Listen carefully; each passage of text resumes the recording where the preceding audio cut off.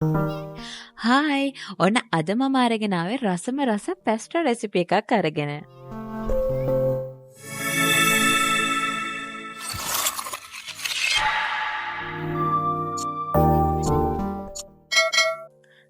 අද අපිට ඕන කරන්නේ මෙන්න මේ බඩු ටික. මම මුලින්ම අරන් තියෙනවා බේබි පැස්ට්‍රා එක. ඔයගොල්ලන්ට සුපර් මාකට් වලින් ගන්න පුළුවන්. මේක ඔයගොල්ලන්ට පේන වෙති අපි සාමාන්‍යයෙන් පාවිච්චි කරන පැස්ට්‍රා එකට වඩා ගොඩාක් පුංචි පැස්ට්‍රා තමයි තියෙන්නේ. ඊළඟට මම අරන් තියෙනවා චූටියටම කපාගත්ත කැරට් ටිකක්, බෝන්චි ටිකක්, මේ තියෙන්නේ ලීක්ස්. ඊට පස්සේ අපිට අවශ්‍ය වෙනවා චූටියට කපාගත්ත ලූණු ටිකක්, සුදු ලූණු ටිකක්, මේ තියෙන්නේ තඹගත්ත තලපත් මාළු කෑලි ටිකක්. මේකේ කටු නැති කොටසක් ගන්න. ඊළඟට මම අරගෙන තියෙනවා මේ ටික උයා ගන්න වතුර ටිකක්. මේ තියෙන්නේ වටු බිත්තරයක්. වටු බිත්තර ඔයගලට ඕනම සුපර් මාකට් එකකින් ගන්න පුළුවන්. බිත්තර 10ක් 380ක් වගේ වෙන්නේ. මෙන්න මේ විදිහට පැක් එකක් එන්නේ. ඊළඟට මම අරගෙන තියෙනවා චීස් ස්ප්‍රෙඩ් එක අරන් තියෙනවා රිච් ලයිෆ් එකේ. ඒක තමයි මම අද පාවිච්චි කරන්නේ. මේක ග්‍රෑම් 175ක් රුපියල් 820ක් වගේ මුදලක් වෙන්නේ. ඊළඟට මම මේ කෑම එක ටෙම්පරාදු කරගන්න වර්ජින් කොකනට් ඔයිල් පාවිච්චි කරනවා. ඔයගොල්ලෝ දන්නවා මේක මම කලිනුත් පාවිච්චි කරලා තියෙනවා. මේක ටෙම්පරාදු කරගන්න ඔයගොල්ලෝට ගිතෙල් උනත් භාවිතා කරන්න පුළුවන්. ඉතින් අපි බලමු මෙන්න මේ ටික භාවිතා කරලා අපි හදන රෙසිපි එක කොච්චර රසවත්ද කියලා. ඒ වගේම ඔයගොල්ලන්ට ගැටලුවක් ඇති බබාලට දෙන පැස්ට්‍රා එක ගැන. මේ තියෙන්නේ බබාට මම ගත්ත පැස්ට්‍රා එක. මේක මාස 8න් පස්සේ ඕනම බබෙක්ට දෙන්න පුළුවන්. ඕනම සුපර් මාකට් එකක තියෙනවා. ග්‍රෑම් 400 පැක් එකක් රුපියල් 390ක් වගේ තමයි වෙන්නේ. මේකේ මම ගත්තේ මේ චූටිම පැස්ට්‍රා එක. මේක ටිකක් ලොකු පැස්ට්‍රා කෑලියන එකකුත් තියෙනවා. ඉතින් මේ බ්‍රෑන්ඩ් එක විතරක් නෙමෙයි බබාලට දෙන්න විශේෂිත වර්ග ගොඩාක් තියෙනවා. මම ඒ ගැන ඔයගොල්ලෝ ඉදිරියේදී වීඩියෝ එකක් අරන් එන්නම්. මගේ බබා තාම පැස්ට්‍රා දෙන වයසක නෙමෙයි ඉන්නේ. මම මේ වගේ වීඩියෝ එක ඔයගොල්ලන්ට ගේන්න ඕන නිසාමයි අද මේ රෙසිපි එකක් ගේන්න හිතුවේ. අපි ඊළඟට අපේ පැස්ට්‍රා ටික තඹ ගන්නයි යන්නේ. මේකට මම තැම්බෙන්න ඕන ප්‍රමාණයට වඩා වතුර ටිකක් වැඩිපුර තියා ගන්නවා. වතුර වැඩිපුර තියාගන්න හේතුව මම ඔයගලට අවසානයේදී කියන්න. අන්න ඒ නිසා මේ වීඩියෝ එක ස්කිප් නොකර දිගටම බලන්න. මේක ඔයගොල්ලන්ට බබාලට ප්‍රධාන ආහාරයක් විදිහට දෙන්න පුළුවන්. පෝෂ්‍යදායී විදිහට තමයි මම හදන්නේ. මේ හැම දෙයක්ම එකතු කරගෙන. ඉතින් අපි ලිපේ තියාගත්ත පැස්ට්‍රා ටික මම ටික වෙලාවකින් බලනවා ඒක තැම්බිලාද කියලා. මේක තැම්බෙන්න ඕනේ. වතුර ටිකක් අපි ඉතුරු කරගන්න ඕනේ. අපි අර සාමාන්‍යයෙන් ලංකාවේ මම දැකලා තියෙනවා පැස්ට්‍රා වතුර ටික හිඳෙන්නම තම්බනවා. එහෙම කරගන්න එපා. මේකේ වතුර ගතිය තියෙද්දිම ලිප ඔෆ් කරගන්න. පැස්ට්‍රා ටික අපි වෙනම තියලා අපි ඊළඟට අපේ එළවලු ටික ටෙම්පරාදු කරගන්නයි යන්නේ. මේ වගේ පෑන් එකක් අරගෙන මම මේ වර්ජින් කොකනට් ඔයිල් වලින් මේ සෑඳි දෙකක් වගේ ප්‍රමාණයක් මේ විදිහට දාගන්නවා. දාලා මේ තෙල් ටික රත් වෙනකන් තියාගන්න. ඔයගොල්ලන්ට මේකට ගිතෙල් උනත් භාවිතා කරන්න පුළුවන්. නමුත් සෙසමි ඔයිල්, ඔලිව් ඔයිල් වගේ දේවල් අපි රත් කරන්නේ නැහැ. බටර් උනත් එහෙම රත් කරන්න එපා. ඒක බබාගේ සෞඛ්‍යයට එච්චර හොඳ නැහැ. ඊළඟට මම මේකට අපේ කැරට් ටික දාගන්න. ඔයගොල්ලන්ට පේනවා ඇති මේ කැරට් ටික හොඳටම පුංචි වෙන්න කපලා තියෙන්නේ. ඉතින් මත් ගන්න පොඩි කරන්න අවශ්‍ය වෙන්නේ නැහැ.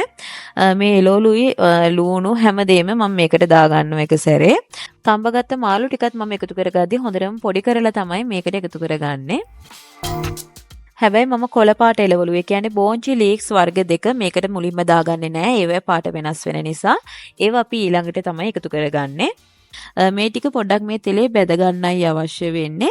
මේකට ඔයගලට බෙල් පෙපර් එහෙමත් නැත්නම් ඔයගල බබාට හඳුනලා දීලා තියෙන ඕනම එළවලුවක් දාන්න පුළුවන්. බෙල් පෙපර් ගැන කතා කරොත් ගොඩක් අය බය වෙනවා බබාට බෙල් පෙපර් දෙන්න අමාරුයි කියලා. එහෙම එකක් නෑ. ඒක පෙපර් කියලා නම තිබ්බට ඒක ඇත්තටම දැවිල්ල නැහැ. ඒක පොඩි ස්වීට් රසක් එන්නේ. ඒක බබාගේ කෑමකට එකතු කරා කියලා කිසිම ගැටලුවක් වෙන්නේ නැහැ. මේ වෙලාවේ මං ගාව බෙල් පෙපර් නැති හින්දා තමයි මං එකතු කරගෙන නැත්තේ. මේ විදිහට මේකේ හැමහා පෙරලගෙන හොඳට බෙදගත්තට පස්සේ මම මේකට බිත්තරයක් එකතු කරගන්නවා.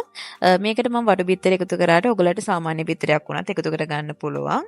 මේ විදිහට බිත්තරේ දාන ගමන්ම ඔයගල හැන්දෙන් මේ විදිහට කෑලි කඩා ගන්න. මේක එග් ස්ක්‍රැම්බල් එකක් විදිහට තමයි තියෙන්න ඕනේ. බිත්තරේ දාලා කලවම් කරගත්තට පස්සේ අපි මේකට ඉතුරු කරගත්ත ලීක්ස් බෝන්චි ටික එකතු කරගන්නවා.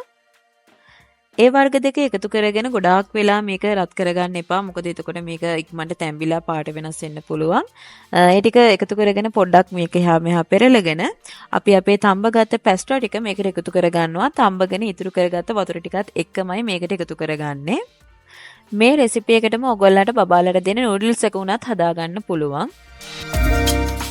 ඒ විදිහට පැස්ට්‍රා එකත් කලවම් කරගෙන මේකේ වතුර ගොඩාක් හිඳෙන්න අරින්න නැතුව මම මේ චීස් ස්ප්‍රෙඩ් එකෙන් පොඩ්ඩක් එකතු කරගන්නවා. තේ හැන්දක් වගේ ප්‍රමාණයක් තමයි එකතු කරගන්නේ.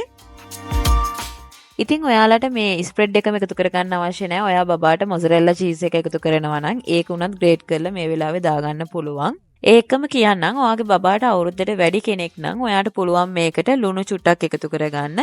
ඒ වගේම මේකට ෆ්‍රෙෂ් මිල්ක් ටිකක් එකතු කරගත්තොත් තවත් රසවත්. හැබැයි ඔයාගේ බබා අවුරුද්දට වැඩි නම් විතරයි ඔයාට ඒව කරන්න පුළුවන්. ඉතින් මේ රෙසිපි එක මම නිතරම ගෙදර ලොකු අයටත් කන්න හදන රෙසිපි එකක්. ඕගොල්ලටත් ඕනනම් try කරලා බලන්න පුළුවන්. කොහොමද මේකේ රස කියලා.